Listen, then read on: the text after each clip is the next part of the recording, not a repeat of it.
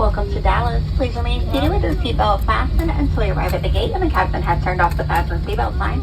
Please use caution when opening the overhead bins as items may have shifted during flight.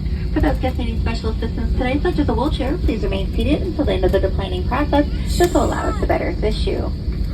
We thank you for flying Spirit today and look forward to serving you on a future flight.